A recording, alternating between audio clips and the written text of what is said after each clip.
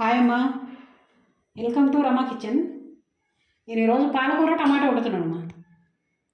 పాలకూర టమాటా వండుతున్నా. దానికి కావాల్సినవి అంటే పాలకూర కొంచెం హాఫ్ బాయిల్ చేసాను, కొంచెం బాయిల్ చేసి పెట్టుకున్నాను. పాలకూర, టమాటా ఒక 4 టమాటాలు, 2 ఆనియన్, ఒక 6-7 పచ్చిమిర్చి, కొంచెం కొత్తిమీర, కొంచెం చింతపండు, ఒక చిన్న నిమ్మకాయ సైజు ఇంత ఇంత చింతపండు తీసుకో, ఒక స్పూన్ కారం అమ్మ, ఒక స్పూన్ ఉప్పు.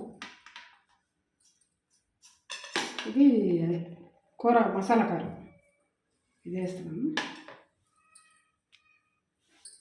పెట్టాలమ్మ. అంతా బాయిల్ చేసుకున్నాక పోపు పెట్టుకోవాలి పప్పులాగానే.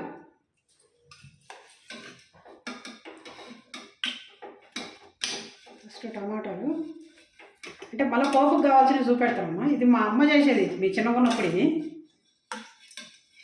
చేసేది. అంటే అప్పట్లో బాగా నాన్ వెజ్ అది బాగుండేది అనమాట. మా అమ్మగారు కొన్ని వస్తాయి, కొన్ని రావా. కానీ ఇప్పుడు చేయలేదు రండి, కొంచెం వయసు పెద్దగా అయిపోయిందమ్మా. ఇప్పుడు అంతా చేయలేదమ్మా అమ్మ. బాగానే చేసేది మా అమ్మగారు చిన్నప్పుడు అన్నీ. ఆకుకూర ఏ ఆకుకూర అని ఇట్లనే ఉండేది అనమాట. మాకు కూడా అదే అలవాటు వచ్చింది. ఇంకా అట్లానే ఇట్లా వండుతున్నాం. కానీ ఇట్లా బాగుంటుందమ్మా, ఒకసారి ట్రై చేసి చూడండి మీరు. ఆయిల్ కూడా ఎక్కువ పట్టదు, తొందరగా అయిపోతుంది.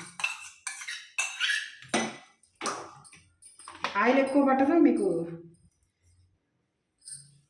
ఇది కూడా బాగుంటుంది.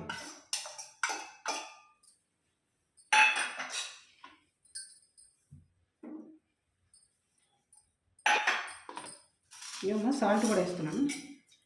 మళ్ళీ మీకు పోపు పెట్టేటప్పుడు నేను చూపెడతాను. ఇది కొంచెం పప్పు మెదిపినట్టు మెదుపుకోవాలమ్మా. పప్పులాగానే కొంచెం మెత్తగా మెదుపుకోవాలన్నమాట.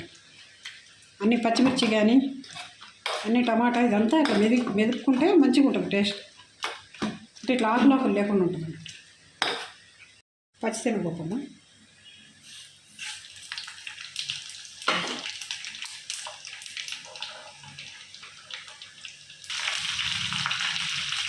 పెట్టినాను. ఇప్పుడు ఆనియన్ చేస్తున్నాను. వెల్లుల్లి వేసినా ఆనియన్ చేస్తాను. అయిందమ్మా, ఇదిగోండి వేస్తున్నాను. దీనికి పోపు ఎక్కువ ఉండాలమ్మా. ఎక్కువ ఉంటేనే అప్పుడు బాగుంటుంది టేస్ట్. పోపు అంటే ఏదైనా చేసుకోవచ్చు ఇదే రకంగా. తోటకూర కానీ, గోంగూర కానీ, పాలకూర కానీ ఏదైనా